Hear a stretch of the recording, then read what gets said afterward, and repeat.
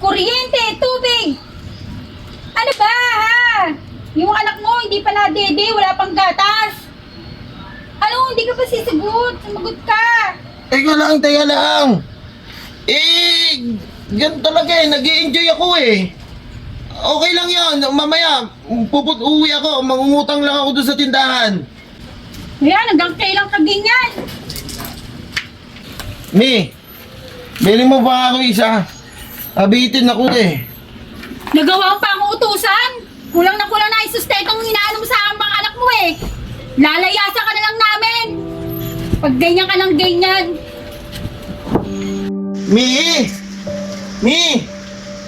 Mi, namimiss ko na yung anak ko. Ipakita mo na sa akin, Mi.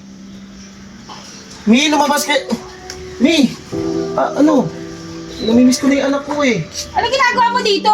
Wala, hindi mo makita mga anak mo. Hanggat di ka nagbabago. Oh, anong ginagawa mo dito? Pagtapos babayaan yung pamilya mo, babalik ka pa ito. Baguhin muna yung sarili mo bago pumunta rito. Teka, ano? Timi ko. Uy!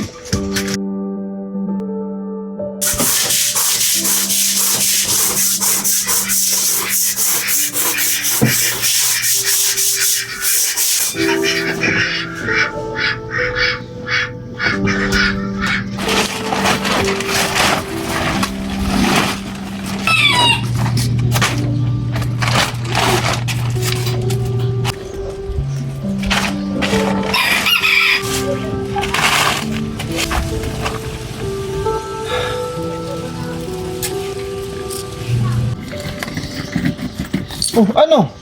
Iniintay mo ako? Kamot galing ako ibang bansa? Bakit? Oo, hinihintay talaga kita.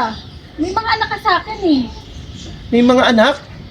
Eh samantalang noon, ipinaramdam nyo sa akin ng kuya mo na hindi man lang ipakita yung anak ko.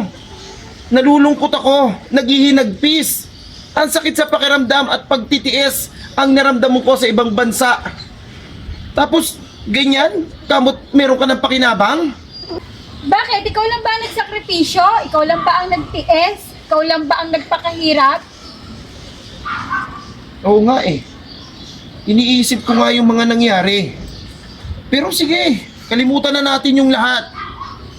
Buuin natin yung pamilya natin. Magkasama nating buuin ang pamilya natin.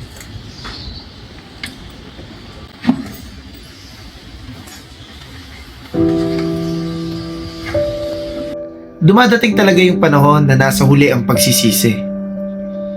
At kung sakali, nabigyan ka ng pagkakataon para itama ito, yakapin mo at pag-ibayuhin.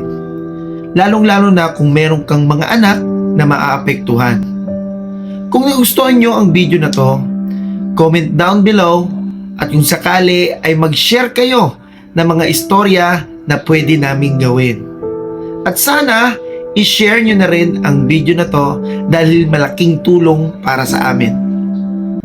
Once again guys, ako nga po uli si Kabutots